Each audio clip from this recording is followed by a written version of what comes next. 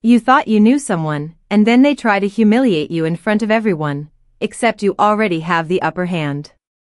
That thought flashed through my mind the moment I walked into the sleek conference room, resume in hand, and spotted my sister, Alina, smirking at the interview panel like she owned the place. I had applied for a position at Orion Tech, a rapidly growing firm in the city, unaware that fate had decided to throw me, and her, onto the same battlefield. For years, Alina had been the golden child in our family, charming, quick-witted, and a little ruthless. Me? I'd always been the quieter one, the reliable younger sibling who never quite got the spotlight. But I had something she didn't: drive, preparation, and a fiancé who, unknown to Alina, had just been promoted to her department's head. As I scanned the room, I felt my pulse quicken, not out of fear, but anticipation. Alina had always been competitive, and I knew she would do anything to one-up me. The way she leaned back in her chair, casually flipping through her notes, betrayed nothing. But I recognized that glint in her eyes, the same one she'd had when she humiliated me over minor things throughout high school, the same one she'd used to undermine my achievements at every family gathering. "Good morning," I said, my voice steady. Alina's smile didn't falter, in fact, it widened just slightly. The kind of smile that hides a trap. I set my bag down, careful not to let my nervous energy show, and scanned the room for familiar faces. That's when I saw him, Ethan. My fiancé. My partner in life and soon-to-be partner in this professional journey. He was reviewing some files at the head of the table, completely unaware of the storm brewing around him. Alina's eyes flickered, almost imperceptibly, in his direction. That split second was enough. I knew she hadn't expected me to be connected to him in this way. She hadn't realized that the very person who could control her career trajectory was sitting mere feet away, completely neutral, yet silently powerful. I took a deep breath and approached the table. Alina's smirk didn't waver, but there was a subtle tension in her posture I hadn't seen before. It was faint, barely noticeable, but it was there, like the faint quiver of a leaf before a storm hits. As the interview began, I noticed her questions were sharper than usual, each one laced with an unspoken challenge aimed directly at me. Yet, for the first time, I felt a strange calm. I was ready for her. And somehow, I knew this encounter was going to change everything between us. Even as I answered the first few questions with poise, a quiet unease settled in my stomach. Alina was planning something, I was sure of it, but what she didn't know was that her carefully laid trap might just backfire in the most unexpected way. If you want, I can immediately write part 2, Rising Tension, where Alina's subtle sabotage attempts begin and the first cracks in her plan show up, keeping viewers hooked. Do you want me to continue with that? The first 30 minutes of the interview were deceptively calm. I answered technical questions and behavioral scenarios with confidence, aware that Ethan was quietly observing from across the room. But then the subtle signs began, tiny, almost imperceptible, yet unmistakable to someone who knew Alina. She leaned toward the hiring manager, lowering her voice just slightly, and I caught snippets of something that sounded like a whisper. A smile flickered across her face as if she was sharing a secret, something she thought I couldn't hear. My stomach tightened.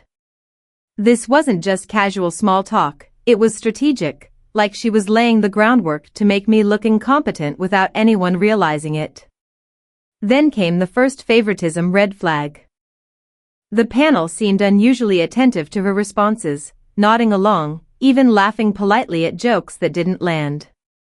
I could feel my confidence slipping for a moment, not because of my abilities, but because the room itself seemed to subtly shift in her favor. A sudden vibration in her pocket made her glance down, and she stepped outside for a brief phone call. Her tone was hushed but animated, the kind of conversation that carried undertones of manipulation. She returned a few minutes later, pretending nothing had happened, yet her eyes betrayed a thrill, as if she had just executed a move in some secret game. Meanwhile, I felt the emotional strain mounting. I had prepared tirelessly, rehearsed answers, polished every detail, yet every glance she threw at me, every little smirk or eyebrow raise, chipped away at my calm. Doubt crept in, not about my abilities, but about what Alina was planning. Was she trying to sabotage me? Or was I just being paranoid? Then came the subtle lies. She mentioned a project she had supposedly led at her previous job, embellishing details to make it sound more impressive. I knew the truth. I had helped that team behind the scenes and had seen her exaggerate before. My heart pounded, not out of fear of failing the interview, but out of frustration and disbelief at how effortlessly she spun her web. Money was another silent battlefield. When the panel discussed salary expectations, she dropped hints about expecting the best and knowing what she was worth, clearly setting a benchmark that could corner me or make me appear less ambitious. Each subtle maneuver felt like a calculated jab, an invisible dagger aimed straight at my confidence. Through it all, Ethan remained a calm, silent observer. I caught him glancing at me occasionally, giving a reassuring nod, yet he didn't intervene. His presence was both comforting and nerve-wracking. He could influence everything, but he had to maintain neutrality in front of the panel. By the end of the first hour, I realized something chilling. Alina wasn't just competitive, she was cunning, deliberate, and perhaps more dangerous than I had ever imagined. And yet, for now, her betrayal remained a whisper, hidden beneath smiles and polite gestures. As I walked back to my seat, my hands trembling slightly, I couldn't shake the uneasy feeling that this interview wasn't just about a job, it was a battlefield where sibling rivalry met ambition, and I was right in the crossfire. If you want, I can move on to part 3, tension escalates, where Alina's manipulation becomes more obvious and the hero starts to fight back subtly, ramping up suspense. Do you want me to continue? The moment came sooner than I expected. It wasn't a dramatic confession, no raised voices or dropped files. It was a passing comment, so casual that anyone else might have missed it, but not me. Alina, leaning back with that smug half-smile, mentioned, almost in passing, how she hoped to impress Ethan with her leadership skills and how she had already shared some insights about her potential projects with him before the interview. My heart froze. Shared insights? With Ethan? My fiancé? The very person who unknowingly held the power to make or break her, and me, was now being used as a pawn in her game. I realized in that instant that her plan wasn't just to outshine me, it was to manipulate the situation to her advantage, subtly feeding him information designed to make her look indispensable. Rage and disbelief collided inside me like thunder. Alina wasn't just competitive, she was undermining me in the most personal, calculated way imaginable. She had deliberately set the stage to embarrass me, to make me appear inexperienced in front of Ethan, the man I trusted more than anyone. I wanted to confront her, to call her out right there in the conference room, but I had to stay composed. My pulse was pounding so loudly I was sure she could hear it. I caught Ethan's eye across the table, and for a split second, I feared he might misunderstand the situation. But his expression was calm, unreadable, yet I sensed he was noticing something, perhaps the tension, the subtle war being waged between us. Alina's betrayal cut deeper than I expected. It wasn't just professional sabotage, it was personal. She had used my own life, my relationship, as leverage, trying to humiliate me while positioning herself as the golden candidate in front of the one person whose opinion mattered most. I felt a cold pit of heartbreak in my stomach, mixed with a burning determination. I took a deep breath, forcing my voice steady as she leaned forward again, trying to subtly sway the panel with her charm. Every word she spoke felt like a calculated step in her trap, yet I noticed the tiniest cracks in her armor, a flicker of nervousness when Ethan glanced at her, a fraction of hesitation when she tried to dominate the conversation. The room seemed smaller now, charged with unspoken tension. I realized this was no ordinary interview, it had become a battlefield where loyalty, ambition, and betrayal collided. And I was no longer just a candidate, I was a player in a game I hadn't agreed to, a game my sister had rigged against me. As I took notes and answered questions, my mind raced with possibilities. How could I turn this around? How could I make her realize that every move she made to humiliate me would ultimately backfire? The anger, heartbreak, and disbelief simmered beneath my calm exterior, but one thing was clear: I wouldn't let this go unnoticed, and I wouldn't let her walk away thinking she had won. The storm was just beginning. If you want, I can continue with Part 4, Strategic Counterplay, where the hero begins to subtly outmaneuver Alina, raising tension and suspense toward the climax. Do you want me to continue with that? I excused myself to the restroom under the guise of taking a break, my hands trembling as I gripped the edge of the sink. The fluorescent lights reflected my pale, tense face in the mirror, and for the first time in years, I allowed myself to feel the full weight of the betrayal. Alina, my own sister, had tried to humiliate me in the one place I thought I would finally prove myself, and she had used my fiancé as an unknowing weapon. For a moment, I let anger consume me. I replayed every moment of subtle sabotage, every smirk, every whispered comment, and the rage burned hot in my chest. But then I caught my reflection in the mirror again, and something shifted. My eyes, red from holding back tears, stared back with a clarity I hadn't felt before. This wasn't just about hurt feelings or sibling rivalry. This was about respect, my own, and the respect I deserved in every room I walked into. A powerful realization hit me like a jolt: letting her win, letting her manipulate the situation, would only prove her point, that I was weaker, that I could be pushed aside. And I wasn't weak. I had worked tirelessly to reach this point. I had skills, knowledge, and most importantly, I had control over my response. The betrayal she thought would break me had only ignited something stronger. I took a deep breath, letting the tension drain from my shoulders. Hurt had fueled my anger, but determination would be my weapon now. I didn't need to yell, argue, or expose her schemes outright, not yet. I could fight smarter. Every answer I gave, every gesture, every interaction from this point forward would be deliberate, calculated, and precise.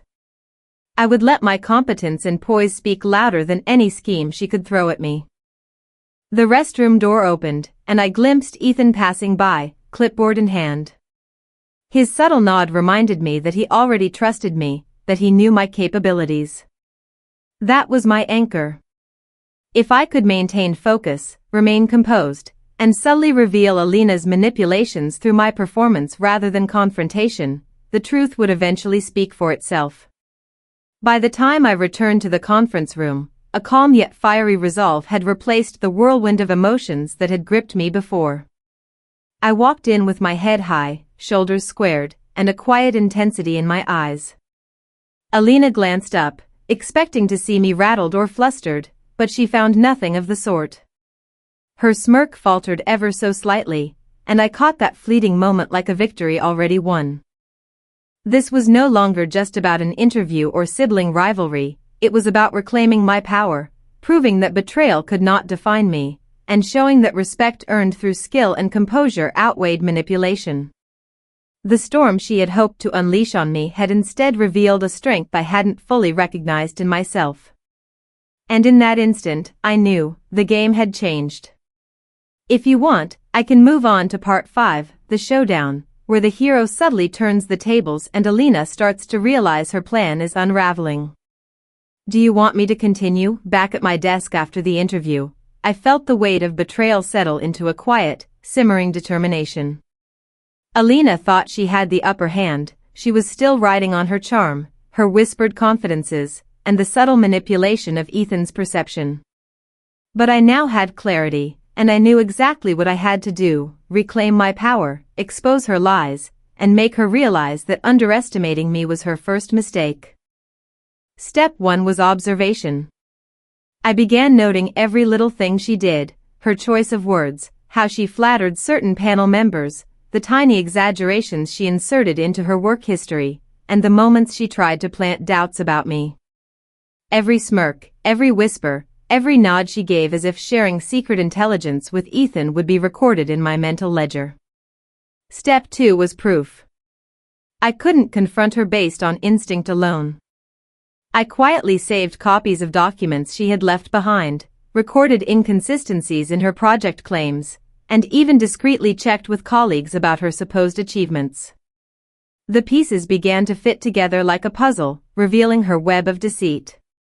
Each tiny lie she told about her past projects or preparation for this role became a thread I could tug to unravel her carefully constructed facade. Step 3 was subtle exposure.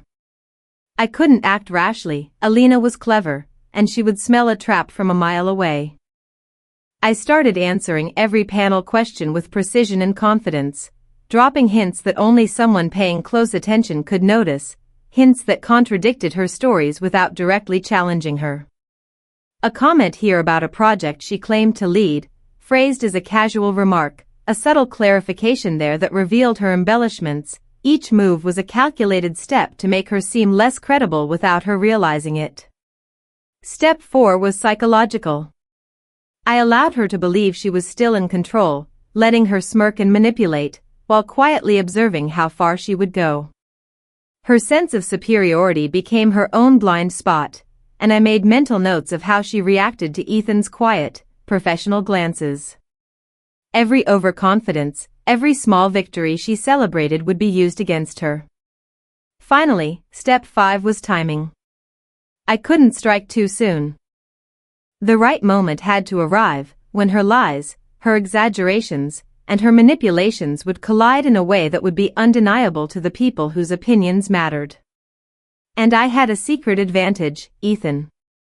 He might not yet know the full extent of her scheme, but I could trust him to see the truth when it was revealed with clarity and evidence. Alina still felt in control, completely unaware that the battlefield had shifted. Her confidence was a double-edged sword. The higher she climbed on her manipulations, the farther she was from realizing that every move she made was being catalogued, analyzed, and prepared to turn back on her. By the end of the day, I sat back at my desk, a plan forming like clockwork in my mind. Revenge wouldn't be messy, it would be precise, elegant, and undeniable. Alina had underestimated me, and soon, the entire room, including Ethan, would witness the truth. The storm I had felt brewing was no longer external. It was inside me, and I was ready to unleash it, on my terms. The moment arrived faster than I could have imagined. The second interview session had begun, and the room hummed with polite chatter. Alina, radiant with her usual confidence, didn't notice the subtle shift in the air. I had laid the groundwork carefully over the past days, planting tiny contradictions, corroborating evidence, and strategic remarks that exposed her fabrications without seeming confrontational. When the panel asked about her claimed project leadership, I casually leaned in. "Oh, I actually assisted on that project. I remember compiling the quarterly reports and coordinating the client feedback." My tone was light, almost conversational, but it carried an undeniable authority. The panel exchanged subtle glances. Alina's smile faltered. She tried to recover quickly, her voice a touch sharper. "Well, I led the strategy meetings and made the key client presentations." I nodded, feigning interest, and added, "Yes, and I recall Ethan reviewing our proposals. He might remember the workflow too, right?" The room froze for a fraction of a second. Ethan looked up, eyes meeting mine, and a faint, knowing smile crossed his face. Alina's confident facade wavered. She hadn't anticipated that I would connect the dots, that I would subtly expose her lies in a way she couldn't deflect without revealing her manipulation. I continued, deliberately calm, highlighting minor inconsistencies she had planted, misquoted numbers, exaggerated timelines, inflated client feedback. Each statement, phrased casually as if I were merely providing context, chipped away at her credibility. The smirk she had relied on for years began to crumble. By the time Ethan finally spoke, it was decisive. "Alina, these details don't align with the records I have. Perhaps there's been some misunderstanding?"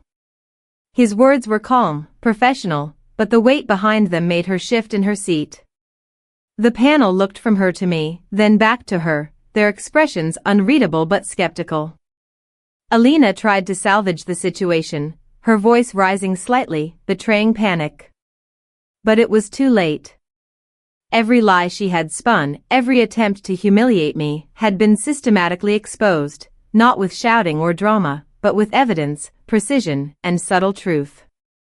I remained composed, quietly confident, as she realized her carefully built empire of deception was collapsing. She had underestimated me, overlooked my preparation, and ignored my connection to Ethan. Now, the truth was undeniable. The panel's expressions shifted from polite interest to clear doubt, and Alina's control over the room dissolved in real time. As the interview ended, the final blow landed when Ethan added, "We value honesty and collaboration here. It's important for all of us to operate transparently." The implication was clear. Her manipulations had backfired spectacularly. Alina's eyes widened in disbelief, a flicker of fear replacing the usual smugness. She had thought she was orchestrating my humiliation, but in reality, she had set the stage for her own downfall. I walked out of the room with my head held high, a quiet victory settling over me. Alina, for the first time, had tasted the sting of her own schemes. Justice, measured and undeniable, had arrived. If you want, I can now write Part 7, Aftermath and Poetic Justice, where the hero reflects, Alina faces consequences, and the story ends with a goosebump-inducing closure. Do you want me to continue? The day after the interview, the office buzzed with whispers. Alina's name was still being spoken, but this time with doubt, skepticism, and a quiet disappointment that replaced the usual admiration she had commanded. Her carefully constructed image of competence and charm had crumbled in plain sight, leaving her scrambling to explain inconsistencies and defend herself. I, on the other hand, felt a calm sense of victory. Not the kind that screams or boasts, but the quiet, unshakable satisfaction of knowing the truth had won. Ethan met me in the hallway, giving me that small, knowing smile that said more than words ever could. "You handled that brilliantly," he said, and in his eyes, I saw the respect that Alina had tried to steal from me but failed. Friends and colleagues who had once watched the sibling rivalry unfold from a distance now looked at me with newfound admiration. They noticed my composure, my intelligence, and the way I had turned a potentially humiliating situation into a display of poise and integrity. Even Alina's allies could no longer deny the truth. For her, the aftermath was crushing. Rumors of her exaggerations and subtle manipulations spread quietly but effectively. She had aimed to humiliate me, but instead, she had destroyed her own credibility. Her smiles no longer carried power, her words no longer carried weight. It was a lesson she would remember, and one that I had witnessed silently but triumphantly. I walked past her office one afternoon, the tension between us now heavy but unspoken. She avoided my gaze, and I didn't need to say a word. The silence itself was enough to confirm that the tables had turned. The betrayal that had once threatened to overshadow me had instead revealed my own strength, my resilience, and the sharpness of my mind when faced with deception. And in that quiet moment, I realized the poetic justice of it all. The very person who had tried to humiliate me had been undone by her own schemes. The trap she set was flipped, and I emerged not only free from embarrassment but stronger, respected, and more confident than ever. To anyone watching this story, ask yourself, have you ever been betrayed by someone close, someone you trusted? How did it feel when you realized the truth? Share your thoughts in the comments. Your story might inspire someone else to reclaim their power. And if you enjoyed this tale of cunning, betrayal, and poetic justice, make sure to subscribe for more stories that prove truth always finds a way. Remember this, the snake that tries to strike you in the shadows often ends up entangled in its own coils, while you walk forward, unbroken and unafraid.